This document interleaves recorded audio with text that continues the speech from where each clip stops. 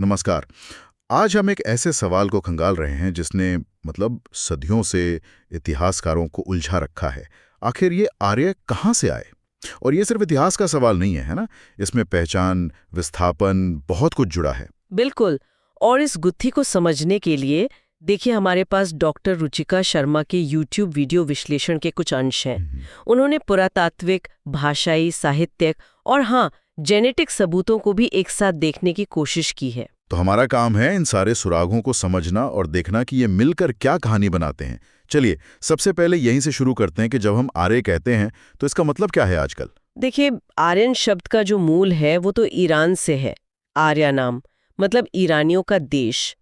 लेकिन प्रॉब्लम ये हुई कि 20वीं सदी में हिटलर ने इसे एक नस्लीय रंग दे दिया जो काफी विवादास्पद हो गया। हाँ, वो तो है। इसीलिए अब अकादमिक दुनिया में ज्यादातर लोग सेंट्रल एशियन स्टेपी पीपल या मध्य एशियाई स्टेपी के लोग जैसा शब्द इस्तेमाल करते हैं, ताकि उस नस्लीय मतलब से बचा जा सके। और स्रोत बताते हैं कि इनके मध्य एशिया या ईरान तरफ से आने के 4 तरह के पुख्ता सबूत मिलते हैं। ठीक है, तो पहला सबूत पुरातत्व, खुदाई में क्या मिला है? हड़प्पा सभ्यता और इन स्टेपी लोगों में क्या फर्क दिखता है? फर्क तो देखिए काफी साफ है। हड़प्पा सभ्यता का पतन हुआ मान लीजिए लगभग 1700 ईसा पूर्व के आसपास। और इन स्टेपी लोगों से जुड़े जो अवशेष हैं, जैसे उनके खास मिट्टी के बर्तन या औजार, वो हमें मिलने शुरू होते हैं लगभग 1400 ईसा पूर्व से। तो एक गैप है, एक समय का अंतराल दिखता है। अच्छा, और जीने का तरीका? हड़प्पा वाले तो शहरी और खेती करने वाले लोग थे। हाँ बिल्कुल, हड़प्पा एक विकसित शहरी सभ्यता थी, खेती पर आधारित। वही जो पुरातात्विक सबूत है वो इन स्टेपी लोगों को ज्यादातर पशुपालक दिखाते हैं। शायद वो एक जगह टिक कर नहीं रहते थे।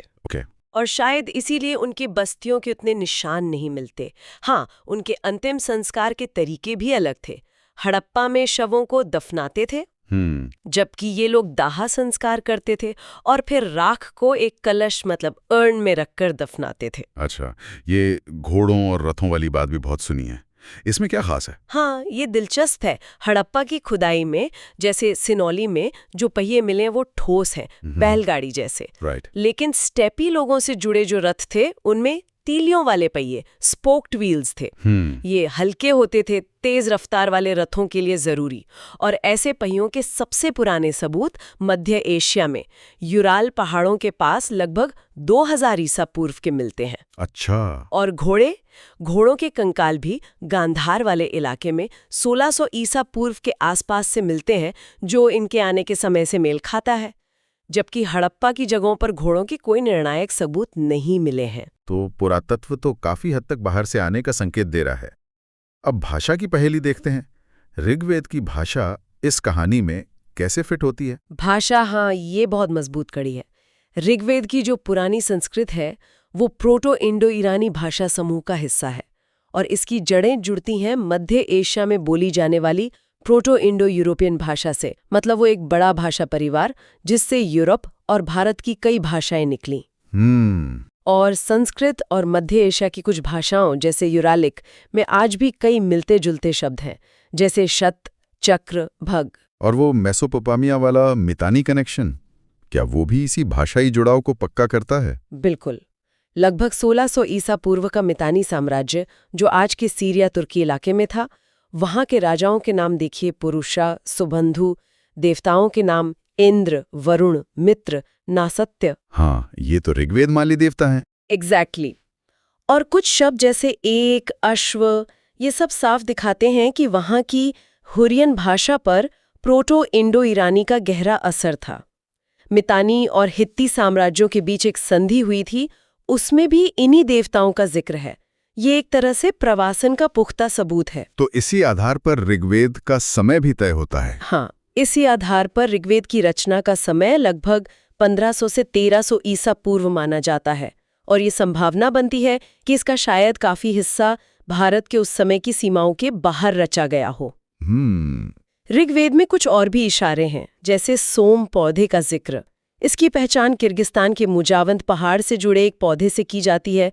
ऊंट के लिए शब्द है शुचि जैसा एक शब्द है जो हिंदू कुश के पास की भाषा से आया लगता है। और ये भी देखिए कि हड़प्पा के जो ज्ञात शब्द हैं जैसे मेलुहा, वो ऋग्वेद में कहीं नहीं मिलते। हाँ, ये भाषाई दूरी भी सोचने वाली बात है।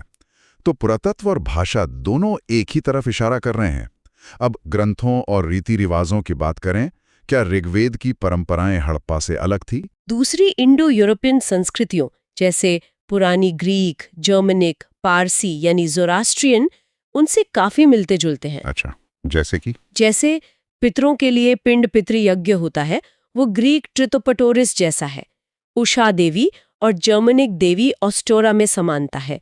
अश्विनी कुमार और उनके ग्रीक या रोमन समकक्ष, यहाँ तक कि देवराज इंद्र और ग्रीक ज्यूस, उनके चरित्रों में भी कई समानताएं दिखती हैं। और सामाजिक बनावट, क्या उसमें भी कोई मेल था? हाँ, ऋग्वैदिक समाज की जो 3 स्तरीय वर्ण व्यवस्था है, ब्राह्मण, क्षत्रिय, वैश्य, वो पुरानी ग्रीक और ईरानी समाज की बनावट से मिलती जुलती है।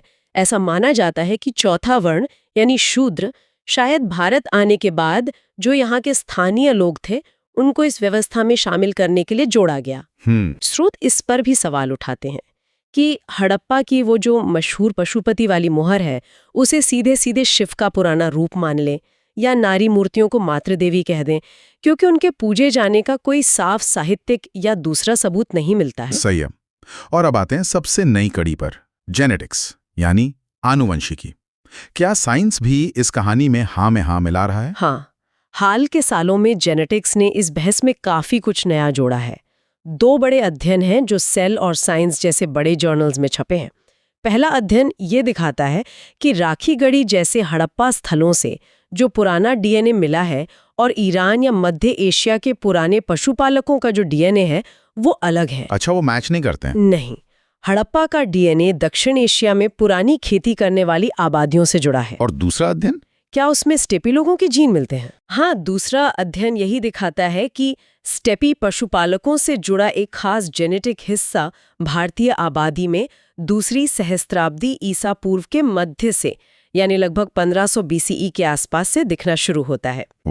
और ये टाइमिंग भाषा और पुरातत्व के आधार पर जो प्रवासन का अंदाजा लगाया गया है उससे बिल्कुल मेल खाती है। आज भी भारतीय आबादी के ठीक-ठाक हिस्से लगभग 30% लोगों में ये स्टेपी जेनेटिक विरासत मौजूद है। तो मतलब अगर हम इन सभी कड़ियों को जोड़ें, पुरातत्व, भाषा, ग्रंथ और अब जेनेटिक्स, जैसा कि डॉक्टर शर्मा के विश्लेषण में है, तो तस्वीर काफी साफ हो जाती है। ये सारे सबूत मिलकर एक ही तरफ इशारा कर रहे हैं कि लगभग 1500 ईसा पूर्व के आसपास मध्य एशिया या ईरान वाले इलाके से स्टेपी पशुपालक, जिन्हें हम पारंपरिक रूप से आर्य कहते आए हैं, वो भारतीय उपमहाद्वीप में आए और वो यहाँ की पहले से मौजूद हड़प्पा सभ्यता से सांस्कृतिक, भाषाई और शायद जेनेटिक तौर पर भी अलग थे। बिल्कुल, ये जानकारी हमें अपने इतिहास की जो परतें हैं उन्हें बेहतर ढंग से समझने में मदद तो करती है, लेकिन साथ ही हमें सोचने पर भी मजबूर करती है कि हम अतीत की इन जटिल कहानियों को पहचान की, प्रवास की, संस्कृतियों के मिलने की आज के समय में कैसे देखते हैं, कैसे समझते हैं, कैसे प्रस्तुत करते हैं। इतिहास सिर्फ तथ्य नहीं है, उसकी व्याख्या हमेशा हमारे आज से जुड़ी होती है। ये अपने आप में एक गहरा सवाल है सोचने के लिए।